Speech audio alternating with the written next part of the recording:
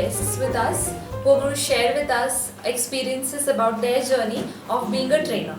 So we have Mr. Parag Mahajan and Mr. Prashant Koparkar with us, who have been with DG since many years, and they've also been a part of the previous ETF batches. So let us all welcome them and thank them for coming here. So once again, welcome to the ETF 2015 batch. Myself, Vinay Satpure. The first basic question that we all would like to put forward to is, why did you choose this path, or why did you feel like being a part of a training or a facilitator? So it goes back to my experience in my first job. I was with Kirloskar Brothers for close to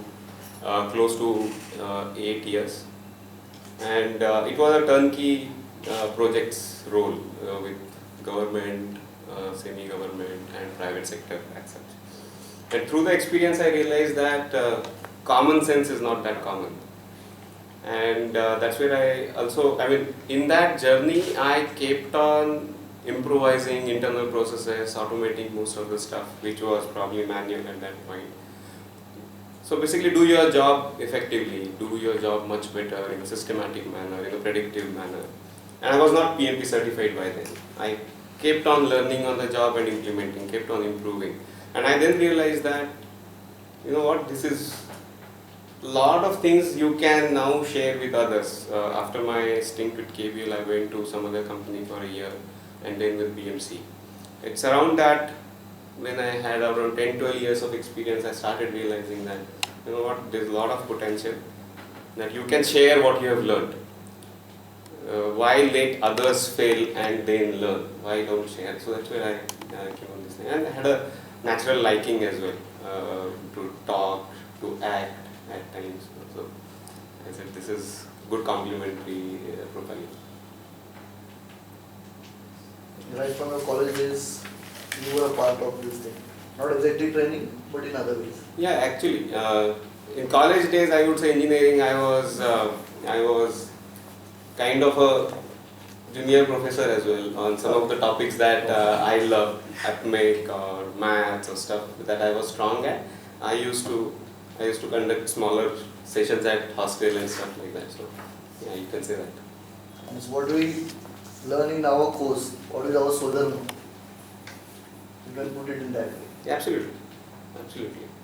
It has been a natural instinct. I had both my parents, my uncles. There's a lot of history to that as well. All of them are from teaching and coaching side, so it's there.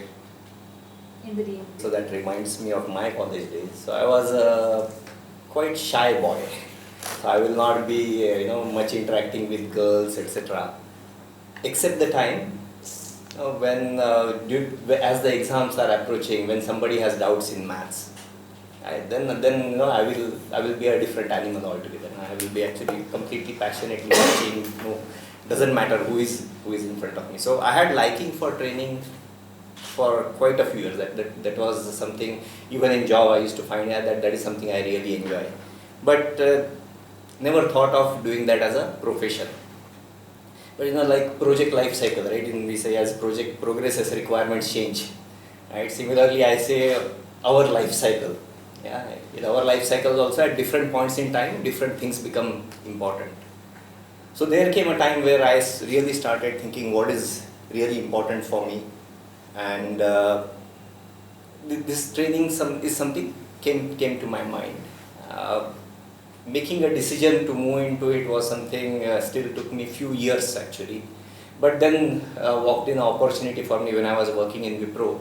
As a program manager, they started something called a Project Management Academy, and they put an internal ad, and I thought, no, this is the best opportunity where it's a kind of risk-free. I'm going to get my salary even if I do bad job.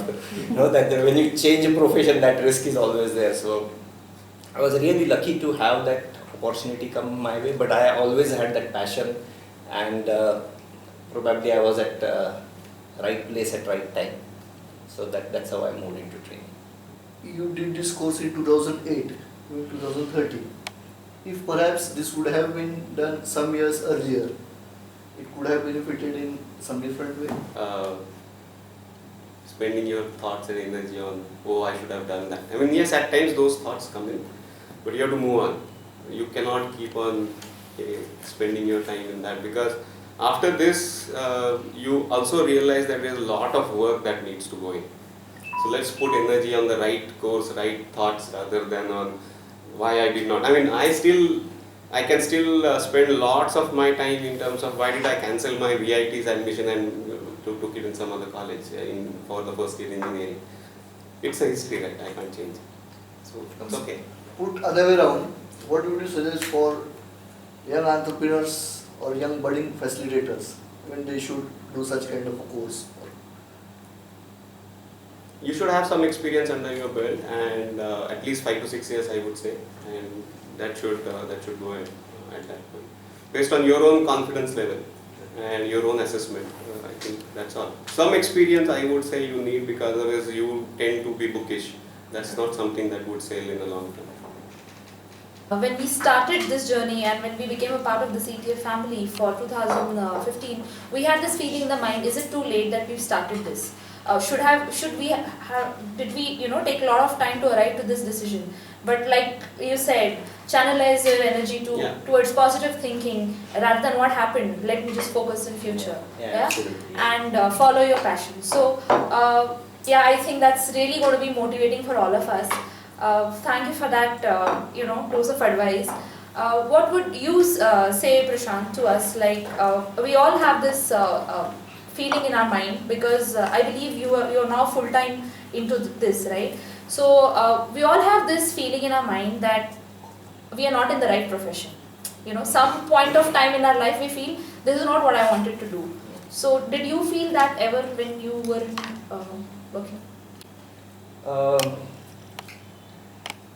When I decided to move into training, actually I was really enjoying my job. I was that time program manager. My project managers, it was kind of even you can call between project manager, program manager, though I had like a team of 80 people. It was end-to-end management, and there were typical problems in projects. There would be sometimes things going good, sometimes firefights, but working with team, I had really great team. And it used to be, I will sometimes have Monday morning blues, definitely. But overall, it was really a great project that was going on. My problem was, I really enjoyed working with team, achieving something. But my problem was, I could not foresee me doing my boss's job. I didn't think I will enjoy that job. So though I was enjoying my current job, I could not see me progressing into this career, and the kind of things my boss or boss's boss is doing, I will enjoy that. And I also had something else in my mind, that is something I might enjoy. And that is the reason I moved into this. Now to answer your question, I would like to give, share some of my experiences. Now that I am doing this, there are some good months for me, some bad months. Sometimes I don't get any training inquiries, but every month I get a lot of inquiries regarding moving into training. So sometimes those inquiries exceed actually my training opportunities. And so I talk to them, the people who actually come to me regarding this, which includes a lot of my colleagues, earlier colleagues who know that I am doing this, as well as through their reference people come. And one of the things I observe is a lot of people are extremely frustrated in their current job. And I feel, because I am frustrated into my current job, moving into training, which they perceive something as easy, will not be a right thing. Right? That is something, if you don't have passion and you don't have a attitude where my job is I want to help my participants, then you will get extremely frustrated in this profession. Yeah, so yes, if you are in the wrong profession, you have to look for right profession. But think about what is the right profession for me, rather than my current profession is a wrong profession. So, with so many years of experience, one by one, each one of you, how many trainings so far? You can just tell us how many hours you've conducted, or what? How many hours? Or maybe since how many years full time in So training? I'm not full time trainer yet. I'm a full-time employee and I dare not say part-time facilitator, but I think it's 7 years. It is 7 years now that most of my weekends I have been out. Most of my weekends actually. So it is 2014 onwards. I have deliberately reduced. So if I can draw a period, right? I mean, somewhere 2008 to 2014, it kept on going up and up and up. I have decided to take a pause. I have deliberately gone down on what I have been doing, why I have been doing.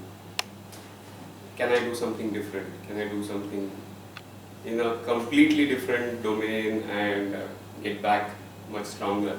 So it's that pause that has been there for last, I would say 8 months, and I think that pause is meant for next big leap.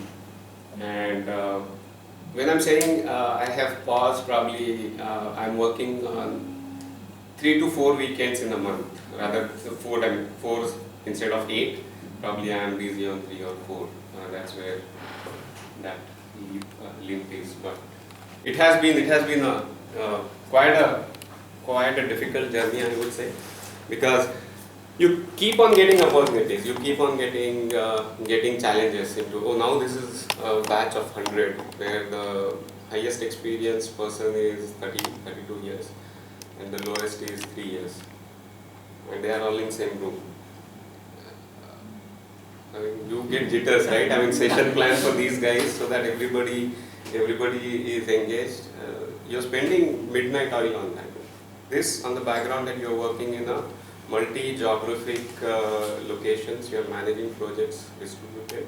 So you have calls in your morning, you have calls in the late night, and you have session tomorrow morning at 2 o'clock. So that's also where that pause was needed. I think I burnt out a lot on job, on these facilitations. So that pause is also in office and on these. So I have deliberately gone down on those things for the last 6 months or so.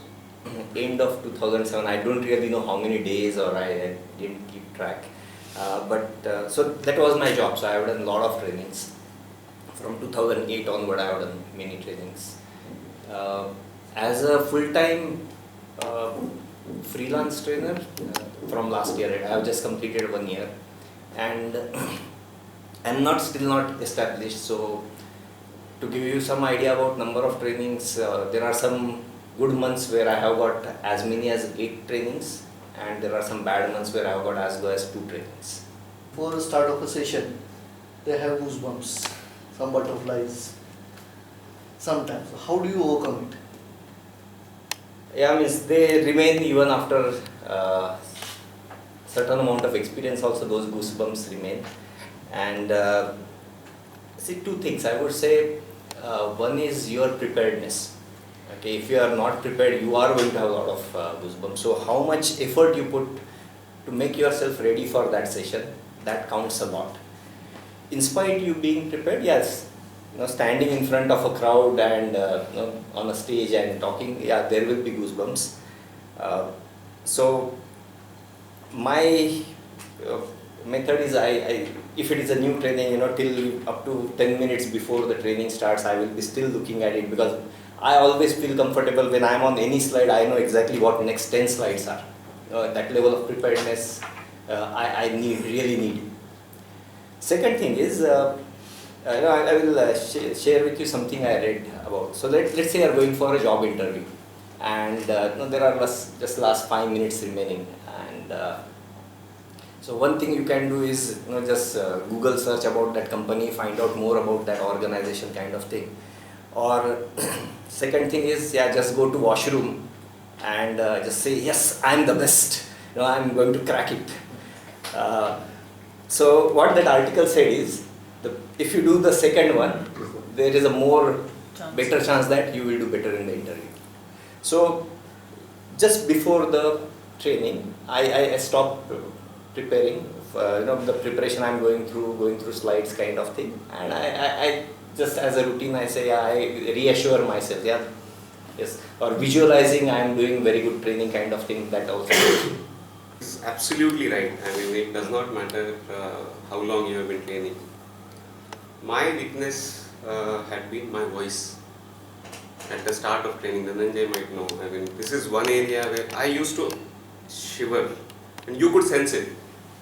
There is a vibration in your voice, and it stays for 2 minutes. Has it gone even today? No. At times, no. I took medicines as well for that, by the way, and there are medicines that are available. So I took medicines. Second part was being thoroughly prepared for the first 3 minutes. What you are going to do for first 3 minutes. I used to practice it for an hour or so.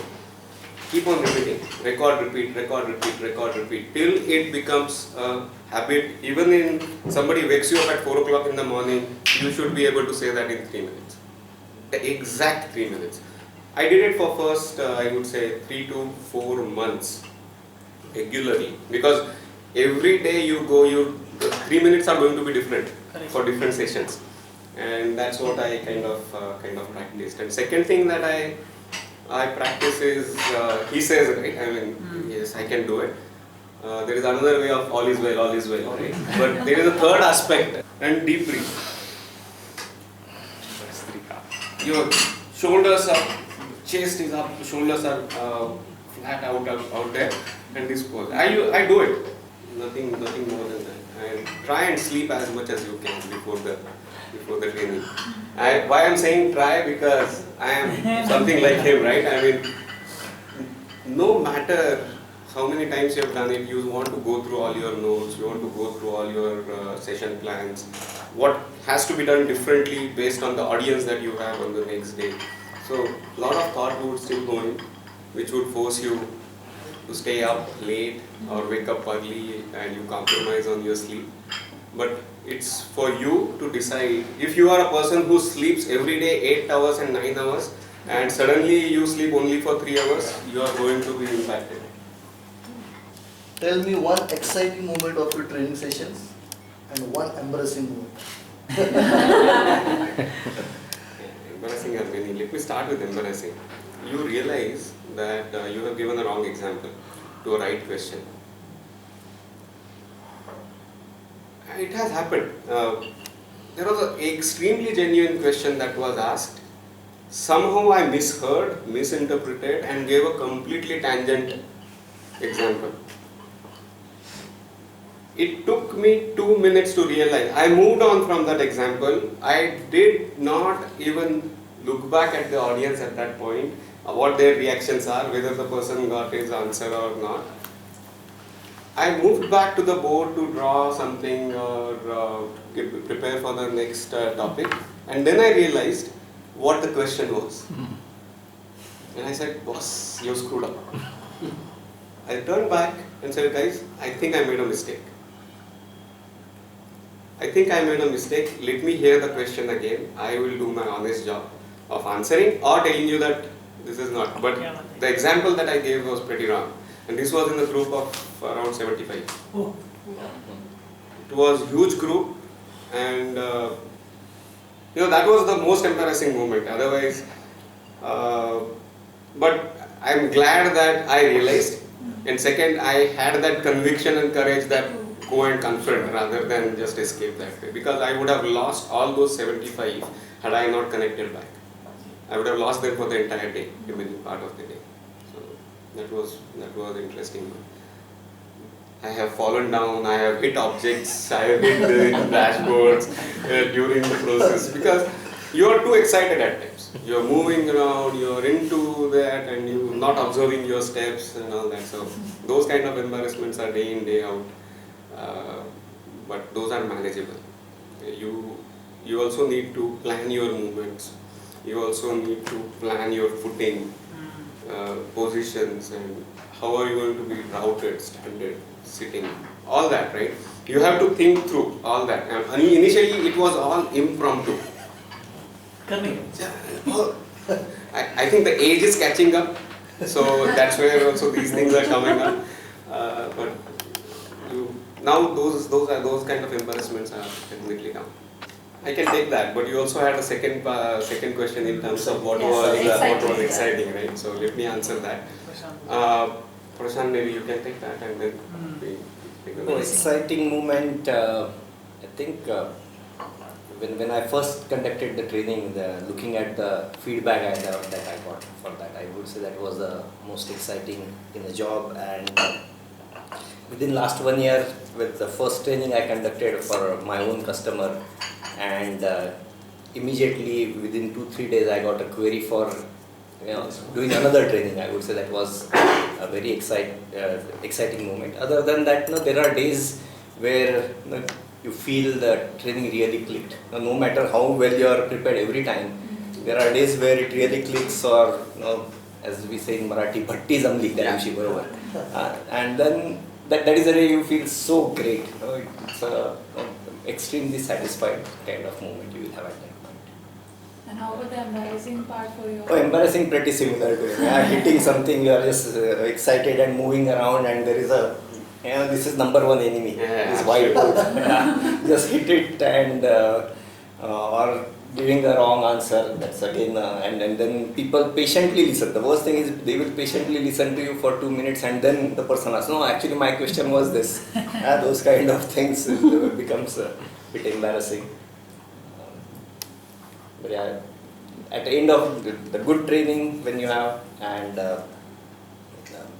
one of the thing I have learned from BG's session, the self-review. Participant feedback is one thing, but there are days where your own self-review tells you that it was really a good training, and then you feel extremely satisfied. When a participant calls you months or years later to tell you, remembers and calls you back saying, you know what, this is what you had said, probably you have forgotten that example, what was really said, but this guy calls you up and says, that helped, or we implemented. Nothing can beat that kind of excitement. Biggest reward. Absolutely, I mean, no monetary reward, nothing would come closer to that satisfaction. Now tough behavior. Tough behaviors, again, that's part of life, right? And you will have to be emotionally strong and prepared to handle those. So one of the common tough behavior is, you solve my problem, otherwise I will not let you continue. People come from different backgrounds, they have different problems for whatever topic that you are talking about. Even if it is dealing with your wife is the topic, then everybody has a different version, right? So and everybody thinks they are successful. yeah, everybody thinks they are successful. So the problem there is, you cannot cut this guy who's trying to block everything and anything that you are saying. At the same time, you cannot lose the remaining lot of the audience as well. So I have, over the period, I have realized that the best way is to be democratic. First, lay the rule in terms of no side conversations for more than 5 minutes.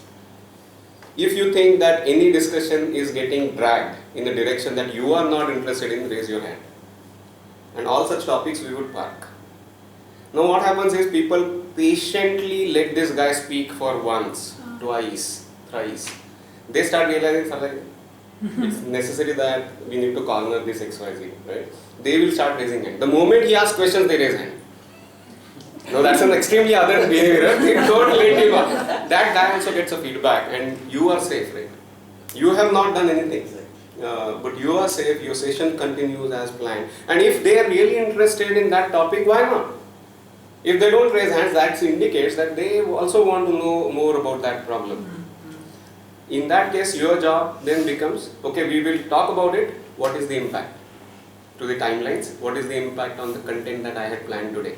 Certainly pass that information in the breaks, when you are going for breaks, when you come back from breaks, where we wanted to be and where we are. Keep on giving that feedback. You don't need to tell, because we spent 20 minutes in that discussion, this is where we are. You don't need to do that. You just give them the information and they manage. People do manage because they are paid. They want to get the best out of it. Most of the time, the tough questions don't come, are not meant at you personally. They are meant because they want to get the best out of you. And for this to understand and inculcate, it took time. Initial, your reaction is, He's challenging me. He's challenging what I know or what I don't know. He's trying to test what I know or what I don't know.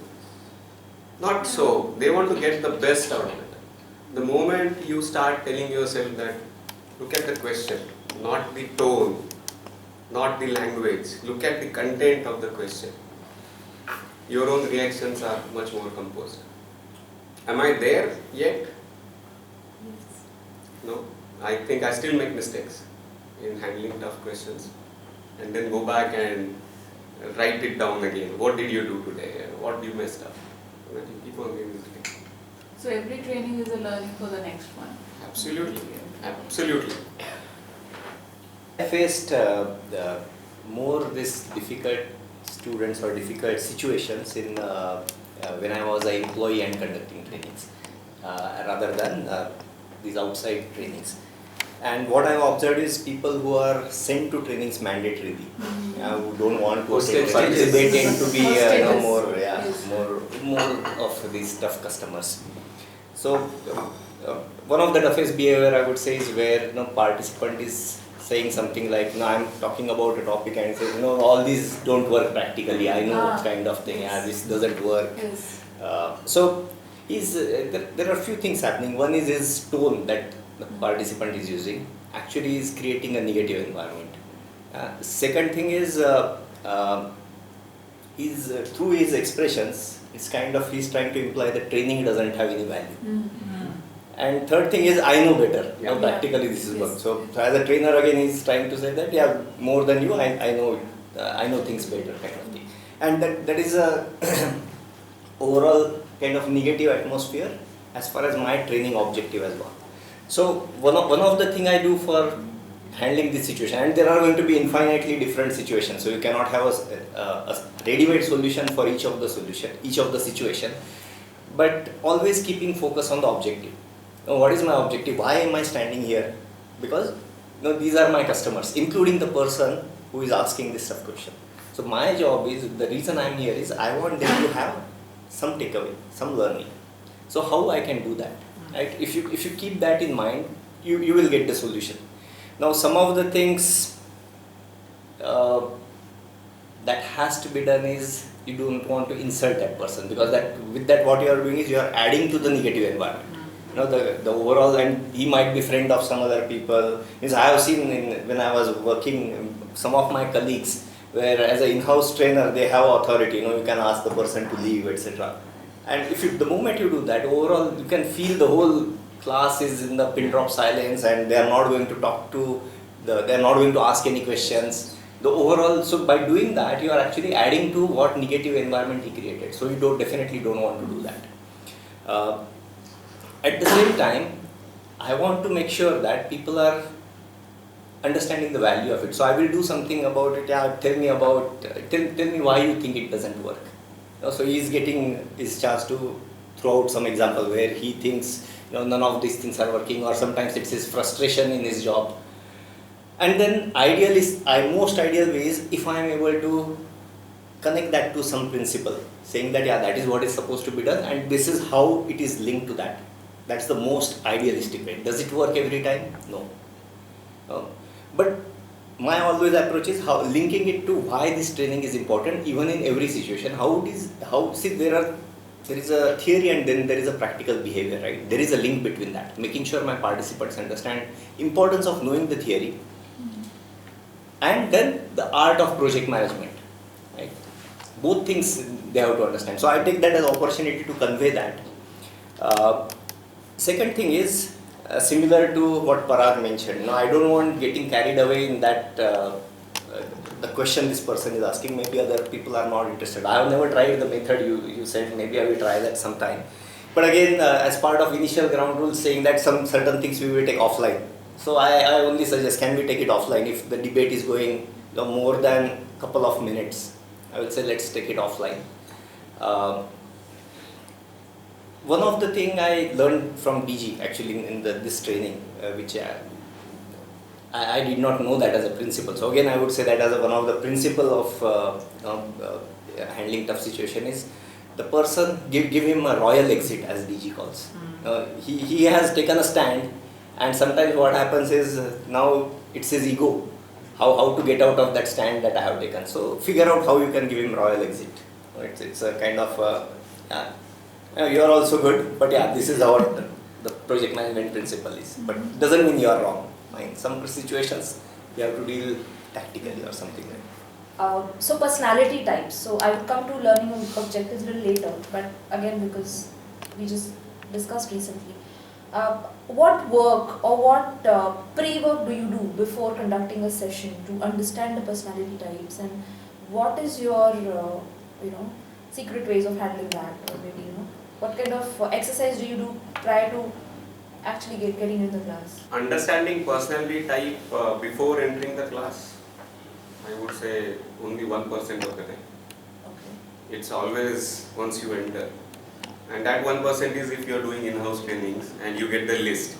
You know those people inside out, right? I mean, that way you know their types. Otherwise, any open house workshop, do you think I knew your personality types? I just know Prasad and of course DG over here, right? I don't know. I mean, you have to just get into it and believe that you will do it.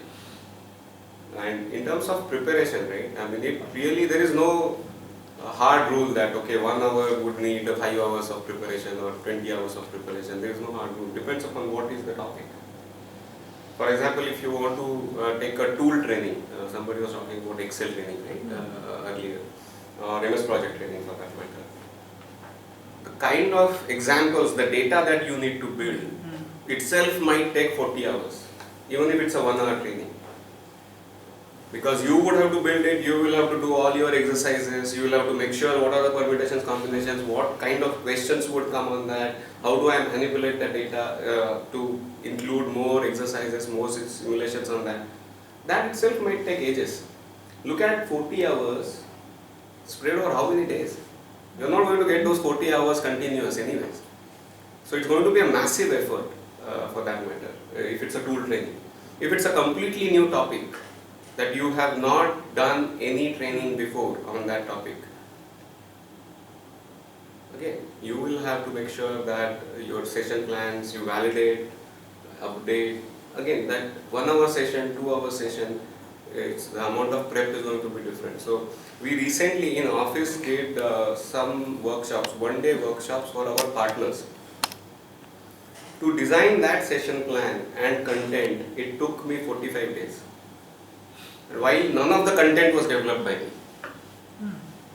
None of the content was developed by SMEs. We reviewed, rehashed, went back again to the board, because we wanted to give maximum in 1 day.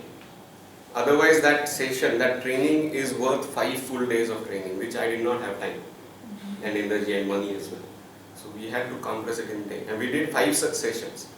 And the feedback has been phenomenal, because feedback would tell you how well was your preparation. As simple as that. Feedback was 99% excellent and 1% was good. So that's where that differs. I mean, there is no ground rule. You will have to make your decisions. Initially, it's going to take a lot longer to prepare session plans. I cannot prepare session plan like DG. To be very honest, this guy goes to minutes, yeah. 2nd minute, 3rd minute, 16th minute, 17th minute, and he is there on those minutes. Sorry, I mean, very honestly, I'm not there. No way close. So, how do you manage your time becomes a big issue during the day. That's something that he is extremely good at, and I envy, to be honest. To be honest, though I was doing training for years, I had never thought of it till I attended DG's training. So it is just, there is a session plan, but which is prepared based on the content, not based on the participant, and then you go and deliver it as per that every time, kind of thing. And on the fly, as a faculty, you do some adjustment, but it was never by thinking about the type of participant. And again, before the training begins, you have no idea what type of participants you are going to get. So when I am designing the session, yes, I will definitely consider that, am I doing this type, or am I catering for somebody who likes this type of things, So I will definitely do that, and that too I have started doing in last 1 year after I attended DG's training. But other than that, I don't really spend any time thinking who it will be. It is as long as now my session design is thorough, then yeah, fine, on the fly, as you get to know people, yeah, you have to adjust, make few adjustments. But overall, my session hopefully will cater for all types of people. How do you watch your watch? How do you make sure that you are in time? So designing a minute to minute session plan is one thing, and then even then not having that detail, still implementing is another challenge. So how do you? It looks rude when you keep on looking at your watch, right? So I don't. So I appoint generally somebody as a timekeeper. Pass the ownership to somebody else, and I'm normally open in terms of you decide when you want to break. I am not fuzzy about when we should break or not. Of course, you don't cut my sentences and topics and then say, oh, we want to go for break now. That is a ground rule. But you tell me when you want to break, we will stop at that point. It's also feedback for me how well I'm doing. Because if they ask for a break in 30 minutes, you know you are not engaging them. The energy levels have gone down. You don't need anything separate from them. Otherwise, you know when you're engaging them, their energy levels are high, your energy levels are high. It goes for 1.5 hours, 2 hours.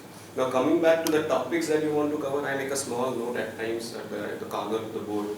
And those notes are not all the topics, but where I want to land. At the end of this session, maybe 1 hour, 1.5 hours. Nobody understands that. Because I would have just written time or scope, or maybe I would have written team. Something like that. And that's what I know I have to go. And based on where I am, I know how much gap is there. Nobody else needs to know that. So never look at the watch. It might happen that your session is flowing so beautifully, people are with you, and then you look at it. That itself is a break. It will break the link actually in people's mind. So what I generally do is, so there is a session plan. Again, I cannot do it minute by minute. It's a bit broader, and it is not possible to follow, at least for me, that session plan to that extent.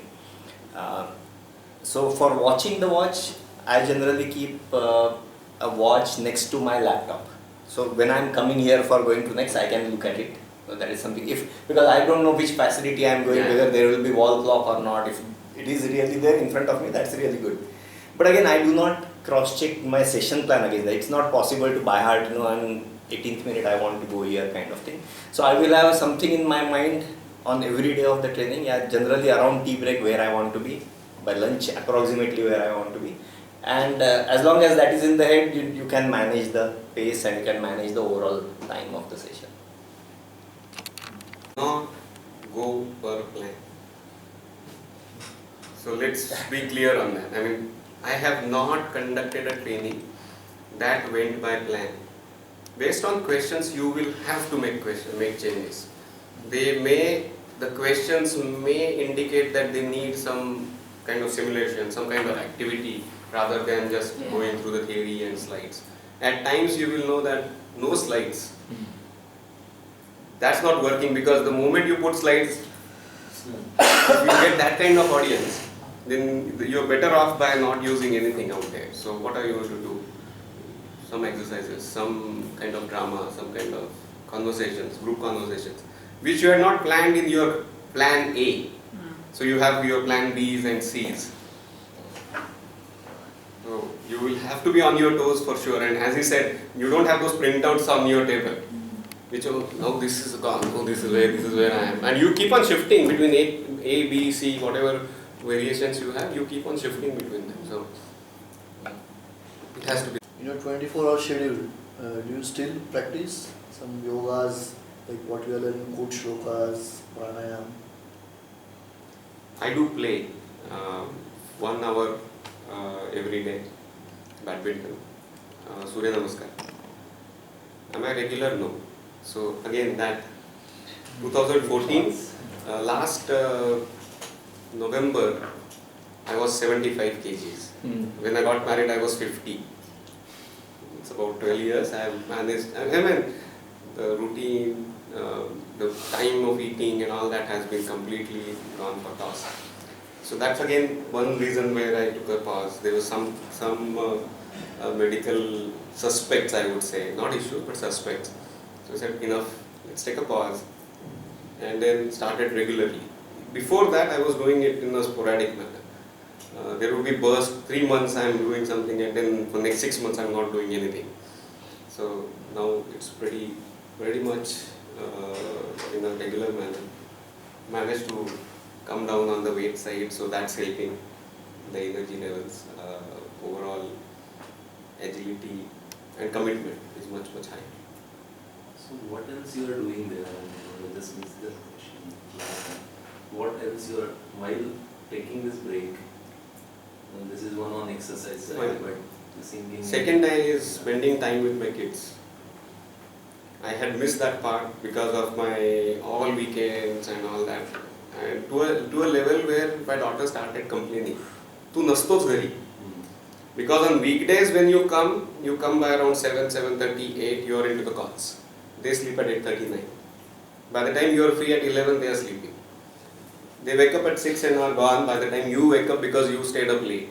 So it was a vicious circle, right? So I am also doing intentionally and spending some time there. Third, I also wanted to kind of do a different role in the organization, which is not going to happen on its own. So I wanted a customer facing role. So I had to invest in terms of learning something there. I myself I try and appear for some exam every 1.5 year, 2 year. So I have been doing that. So again, got into SAFe, that agile, scaled agile. Hell lot of material to learn and read and practice. I'm curious, what kind of exam after every 1.5 years? So you go for certifications. Certifications. You go for certifications, and in areas that are close to you, in areas that are distant to you. Because close to you, you will crack. So you are doing agile and all. Yeah. I've also gone into pragmatic marketing and leadership kind of trainings. You go there and because theory has not been my forte. All along I have been on execution side, right? So theory is not. So, but when you are into these kind of environments, you need to know those theorems. You need to at least cite some examples because people are going to ask an MBA, HR MBA person with 20 years of experience sitting in front of you, he is throwing you all those quotes and theorems and you are dumb stuck in front of that guy. Not going to help. Whether it's your domain or not, it's connected to the topic that you are teaching. You will have to know. Sorry, I forgot what was the original question. The question was, 24 hours do you practice? Oh, you were asking about yoga, etc. Right? Yeah. Recently I have started. Earlier I was not doing, and I can definitely see benefit. One of the problem I face is acidity. So that is where in addition to medication, also the technique I learned in the class also is useful, I found.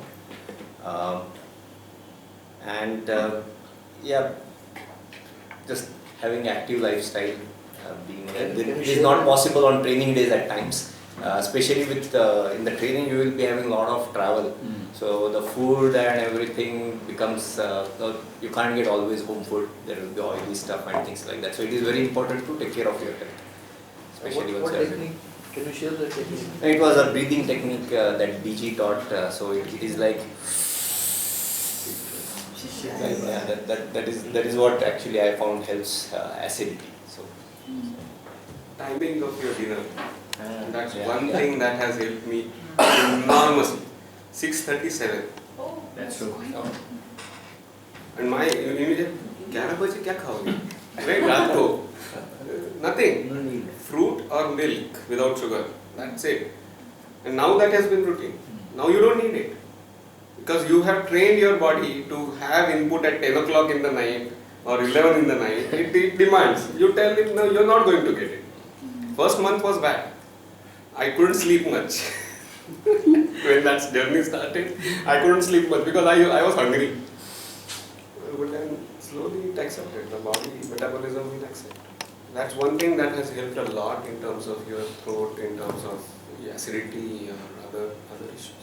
But typically it happens like one thing is connected to all else. Because suppose you want to have dinner at 7:30, so somebody calls you, asks you. So it's like, it's not just solving that one problem, right? It's actually changing everything. You need to decide what is your priority. The moment you decide that I am not going to compromise on this, everything else you will adjust and respond. Even if you are called for dinner, you will eat at home, 6:37, and you will go for the dinner and only have liquids, which can be vegetables, or you can have salads. You would be there mingling around, but you are not really consuming anything. It is doable. The moment you decide what I want to do, you would make the required adjustments. It was believed that we could not leave office before 7. I said, I'm going at 5. No meetings between 5 to 8. Absolutely no. I did that for a long, long time. So once in a while somebody picks up a meeting, that's fine. But as a practice, you leave at 5, you're home by 5:36, ready for dinner. That's it. Question to both of you. We are going in this phase where you had been before some time, and our intention is to follow your path, at least for a few more years now. So what my question to you is, how you maintain your energy in doing the job for the weekdays and conducting the training or preparing for the trainings on the weekends, and still managing the family expectations. So the moment you think that it's a work, it's an additional work that I have taken up, you're not going to find the energy. It's my choice that I have made. And I have made that choice and I have sustained with that choice because of what I get out of it. And what I get out of it is a hell lot of satisfaction. As I said, right, and somebody comes back. So I had a situation where I think it was a GM of a pretty renowned Indian company walks. He was silent all through the sessions, okay, all days. But looking at his age and all, you also don't poke the person, right? I mean, you kind of involved him in group activities and all, and observed how this person walks at the end of the session and tells you that I have attended at least 10 different sessions on this topic in my entire career. Never before was I clear so much. Where would the energy come? Why do you need anything else? I mean, you were actually exhausted at the end of, I mean, Sunday evening 6 o'clock. This person comes up and tells you this. You don't need anything else. No energy boost is needed after this. That's why I'm in it.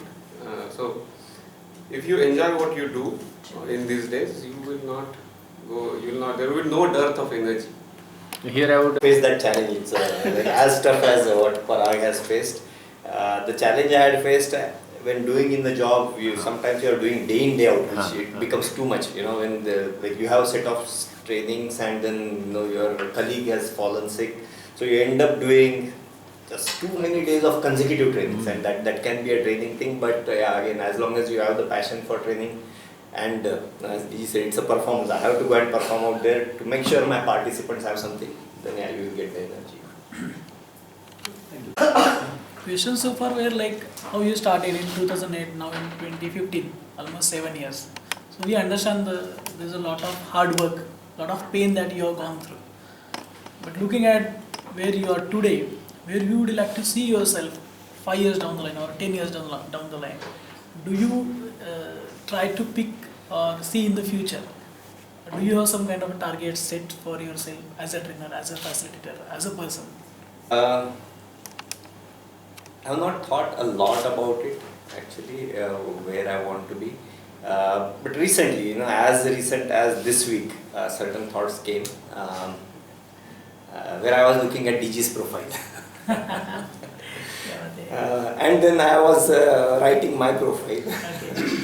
I could see filling one page profile also is very difficult for me with so many things.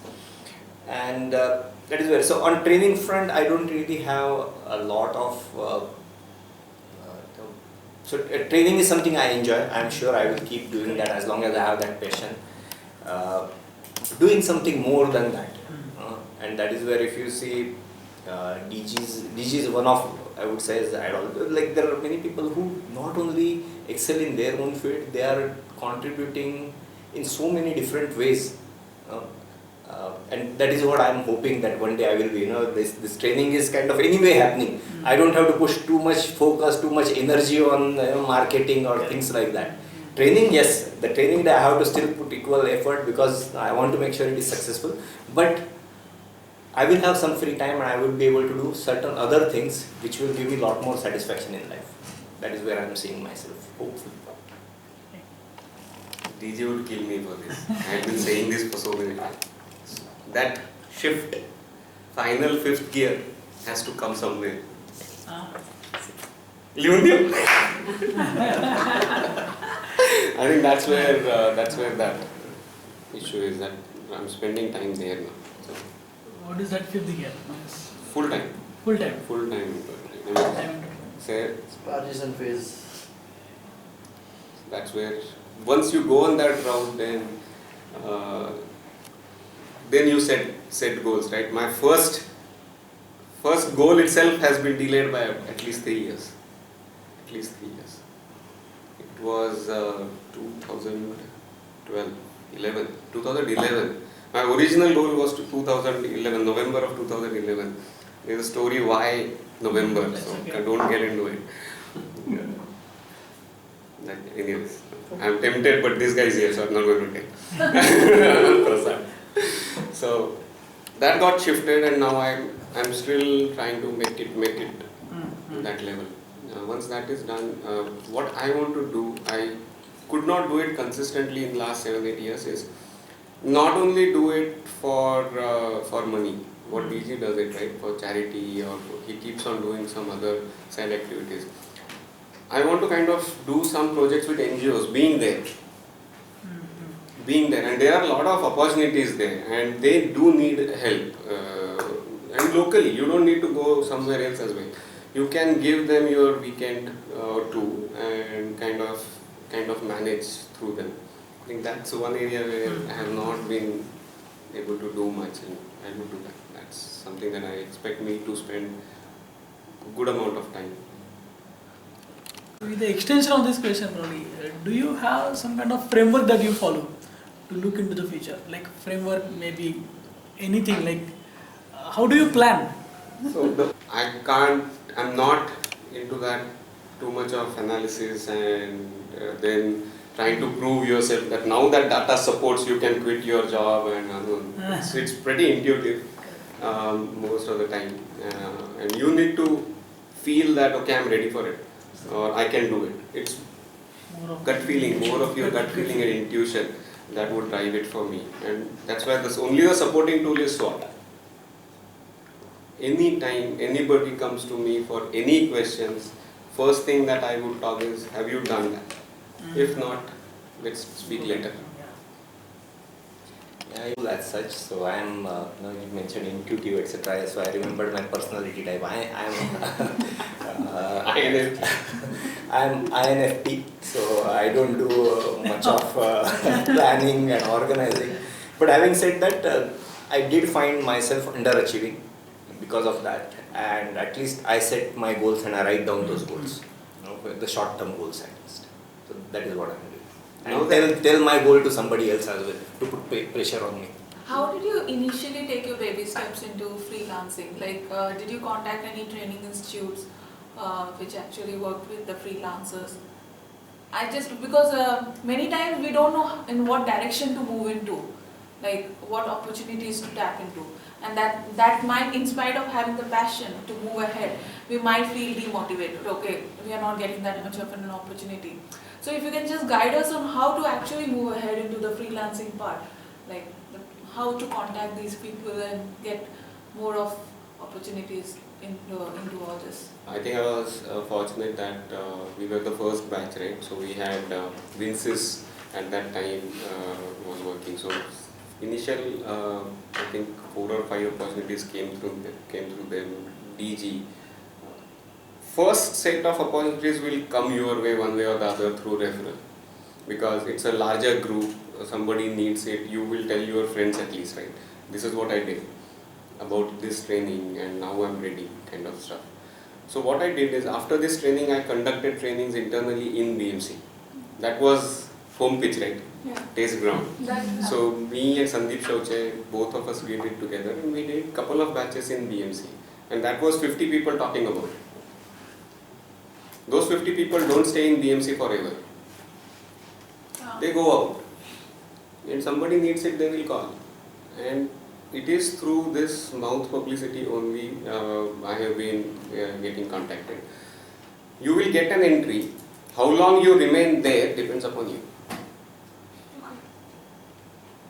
You did 3 sessions good, 4 sessions good, you get 5th. You screwed up on the 5th, you are out.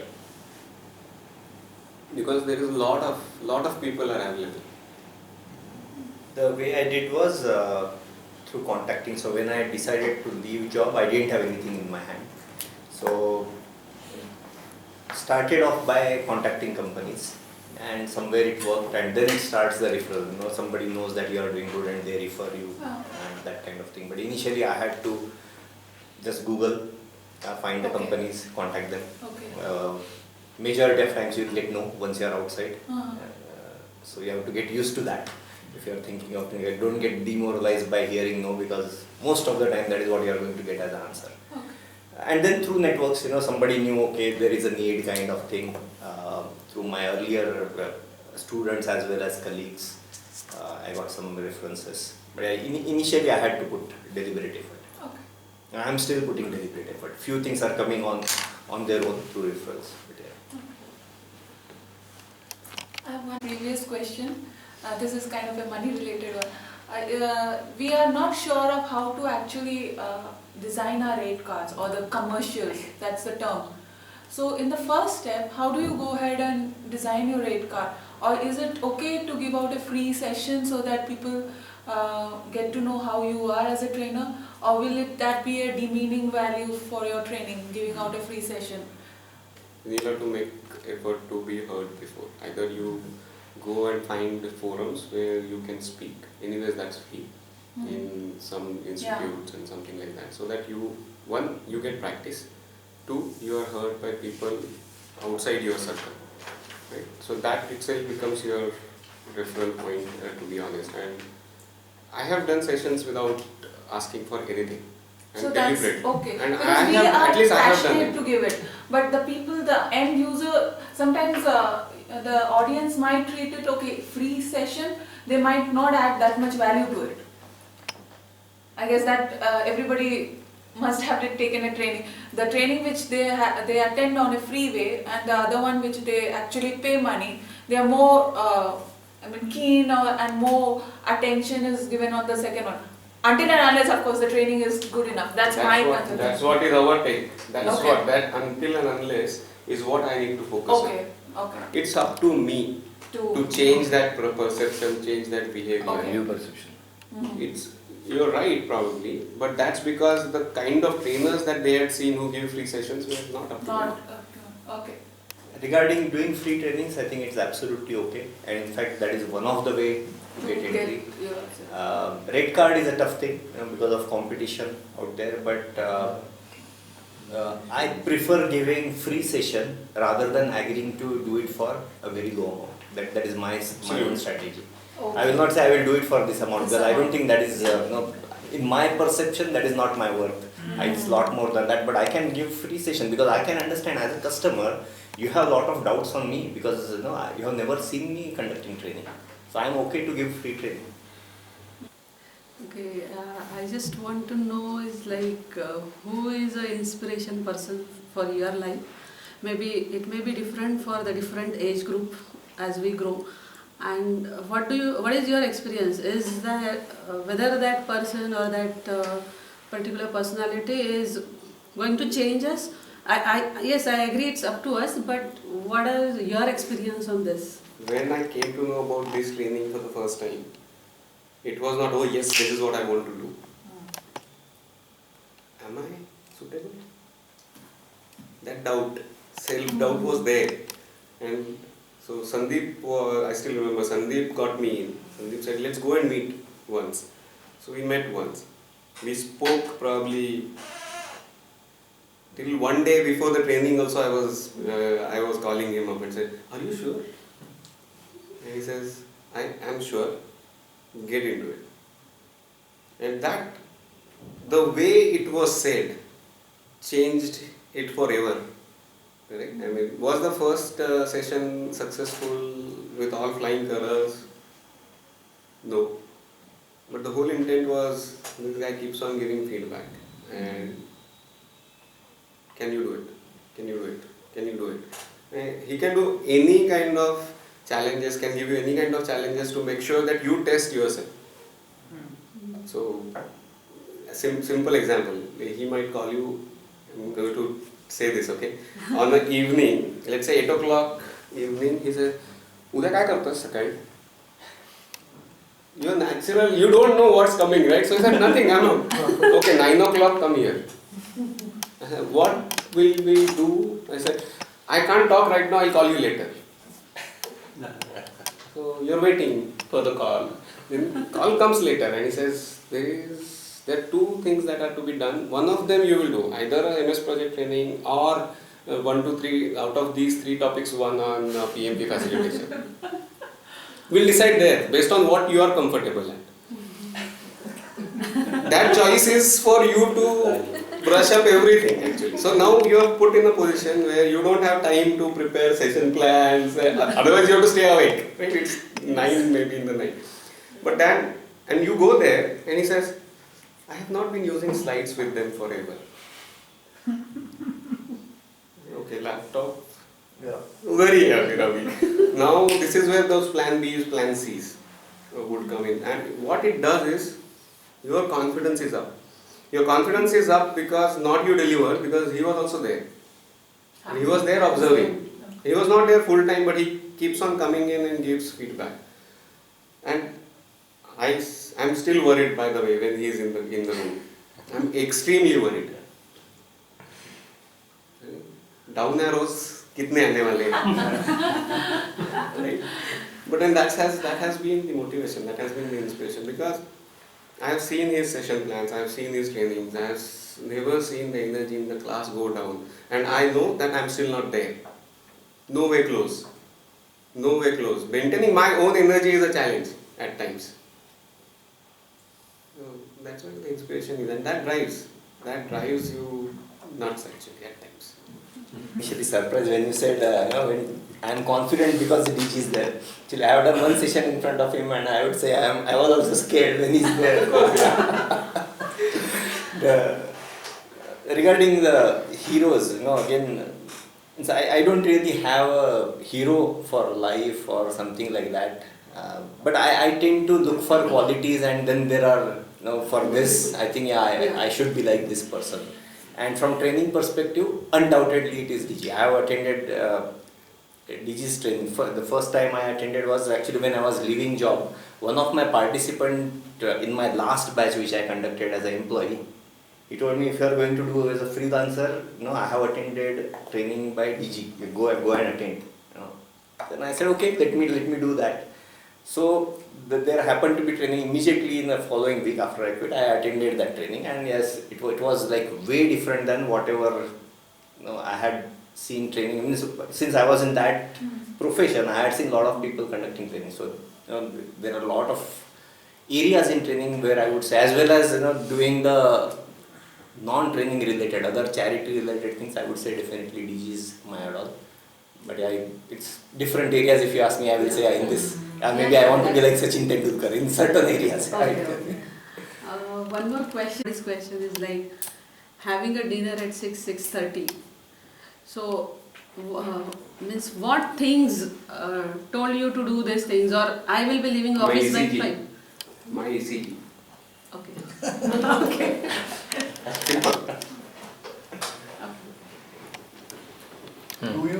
Do you involve your families in all these things? And if yes, how? In what? Training sessions, your analysis, reviews. Not really. Initially I did, because my wife is also from IT. So when I was doing my first session, not as a the first training as such, because that time I was in Bangalore actually for a few months. But yes, I wanted her. There are times actually when after I left my job, when I wanted to go for a session where I'm being evaluated, etc. Showing her, yeah, what do you think about it, kind of thing. I have taken her inputs. Was that your question in terms of training or in terms of decisions about doing training, or what was the question? Self-analysis reviews.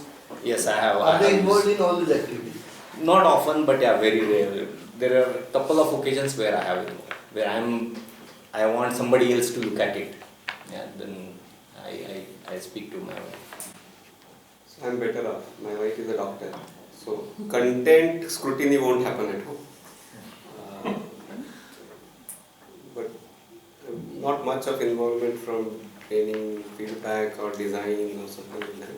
But I have my daughter who's a amazing critic, amazing, and I have taken her to a couple of sessions. And when she was, How old is she? she is now 10. I had taken her when she was 6, 7, and she sat on the last bench, and I had given her a pen and pencil. If you think that something is right or wrong, generally wrong, note it down. The page was full at the end of 1.5 and this was at Symbiosis. So on my way back from Symbiosis to home, I heard everything that she had to say, and none of that was wrong.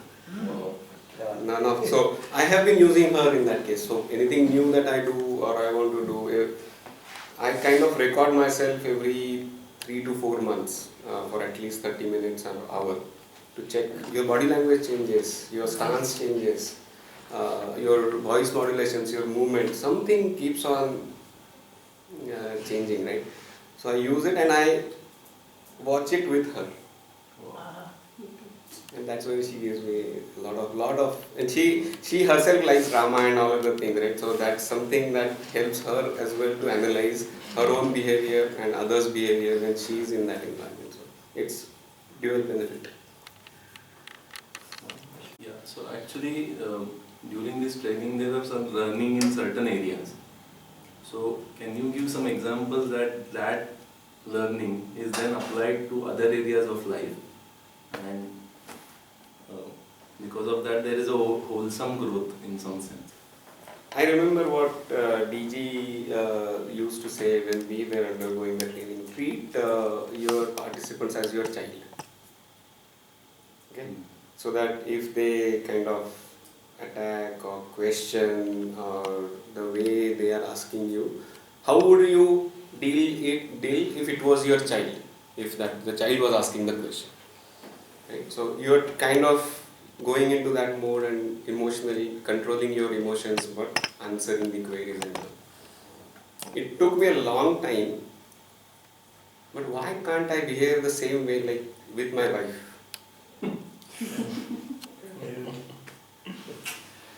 And it is but obvious that that question comes in. I mean, if I can manage my behavior for 8-hour, 9-hour long day, can't I listen, digest and respond? That has been something that was missing. I guess that is for everyone. Your question is very difficult actually.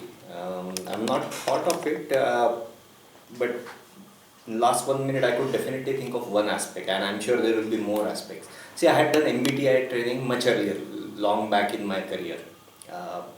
But when I did now, personality types, actually during the training itself I remember saying, this is why my wife behaves like this or something like that. So getting a better understanding of a person through the personality type, and then maybe you get irritated at certain thing and you stop getting irritated. Yeah. So definitely it has helped in other areas as well. Do you take some conscious effort to do some kind of a personal inquiry, looking at yourself from the... You don't need to do that if you are in trainings pretty often. Feedback tells you. Feedback actually tells you. The moment there is a sign of arrogance, for example, it will reflect on the feedback. Definitely. So that's all from our end, from questions to you both. but we also have one more budding trainer with us. So, Anand, if you could just come and share your experiences as well with us, that would be great. Before we go. I'm completely shivering. Yeah, means I'm doing PMI ACP, and this was my third batch. So, first two batches, 3 people each. But this batch was actually, I was the junior in the batch, and I was trying to, train them, which they already do, and that's the toughest thing. So it was 9 people, out of which 2 ladies and 1 gentleman was actually following Agile through an audit perspective and everything what they want to do it, and they had huge questions.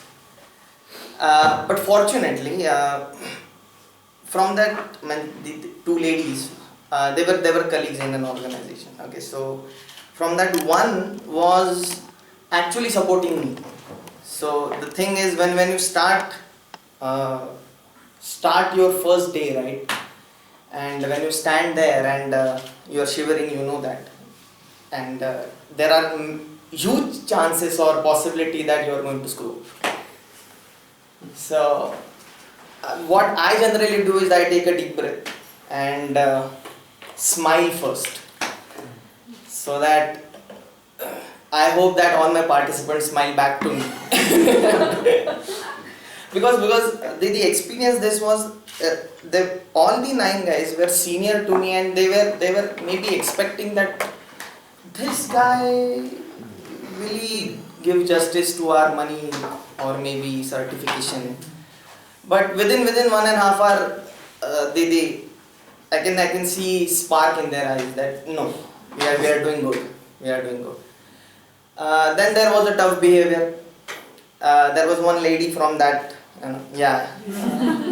Smita. She was adamant on a specific thing, size estimation. So why not in hours and why in story points? So I was trying to give answers, but no, she was not accepting it. So I thought, okay, let's go through the flow. Try to keep others in the loop itself. Because when you focus on one guy or one lady, you will lose everybody. That's very important. So and try to pitch in some humor in it. So after every 2 hours or 3 hours, I used to poke her, kind of this will be in hours itself, something like that. that will keep her on her toes. That no, if I'm trying to ask him a question, he's giving me answers, but maybe I'm not able to digest it, because if everybody else is digesting it, why not me? And she will feel that. So that was that was a first hand experience, because my previous batches, they were all good guys. But this was actually this batch was really, and it was as per him, right? It is a mirror. Actually, you are the learner, not them.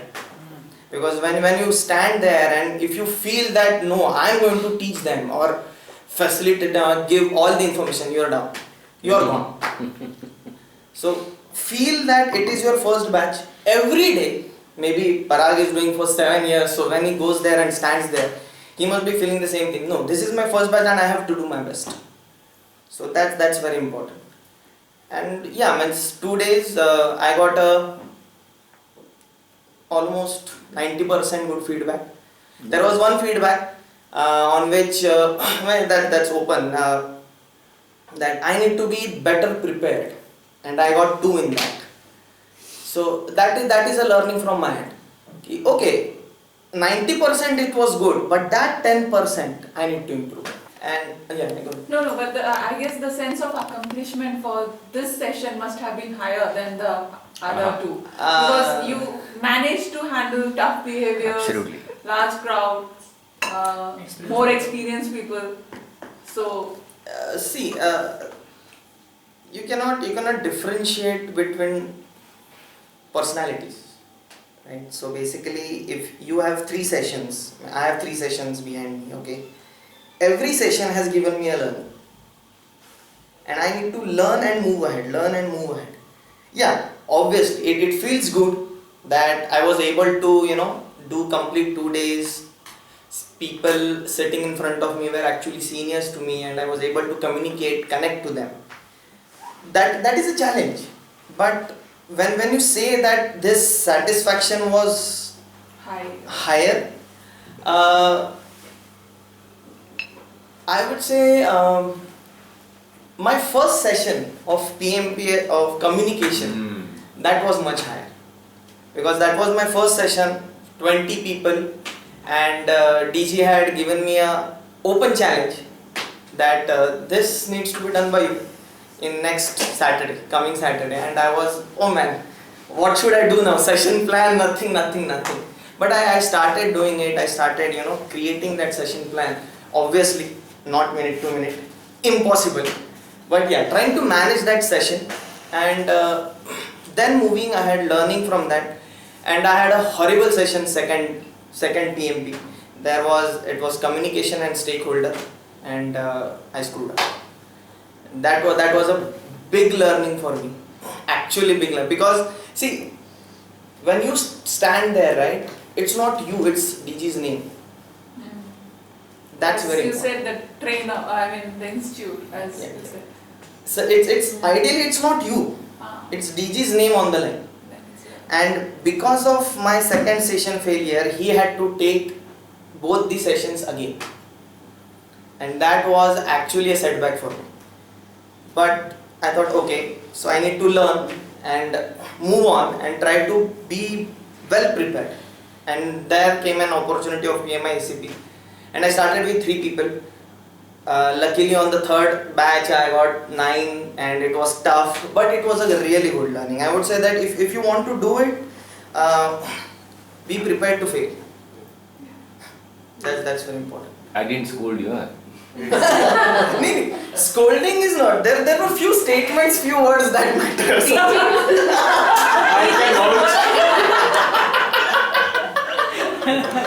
But again, DG never scolds. No. He gives such pointers So which are there is like a very subtle way.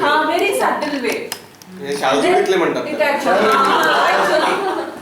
3 of you, but maybe for you also, if you come across such situation, how to immediately recover from that? No, nothing actually. See, I consider that it's a prayog, right? It's okay. Yeah, but you cannot continue in the same fashion for maybe if it's a half a day session. पण पहिल्या 2 तासात कळलं की बाबा अजून 2 तास मला करायचे, पण असं म्हणजे I'm not up to the mark. Okay. You are saying that not If you to are cover continuing. somebody, I myself am taking it. So, I'll answer. okay, please. I I'll didn't answer. understand that. 2 तास खूप मोठा time. पहिल्या 5 मिनिटातच बोलतो. Agreed, but that तो उरलेला वेळ कसा? नाही, you are done. एक तर तुम्ही डीजे असतील जर रूम मध्ये, तर त्यांना फक्त सांगा की I am screwed up, please continue. Right. नाहीतर मग I शिवाय tell you simple, okay? So you cannot quit. At times you cannot Yeah, you Yeah. cannot quit. quit. Because you don't have somebody else. You know you have screwed up. If you really need time, give a break, uncalled. Correct. 10-minute break. You get your composure back. When you get back, you need not continue from where you had left. Forget. Go for some exercise, some activity in the class Fantastic. which involves them. Super. That brings the energy back, that brings the content back, and if you do a good job there, you have everybody else now go back to the topic where you screwed up. I had this session last week where I was giving the agile one. There was one chap, he was very attentive in the first half, but in the second half, post lunch, he actually slept. He actually dozed off, and like I saw and I was not able to react. I did not know how to react. And then I thought, okay, one guy who was his friend, he turned, "Ayla, ये तो झोपला." Then I was like, okay, chalo, activity karte, it's high time and all that.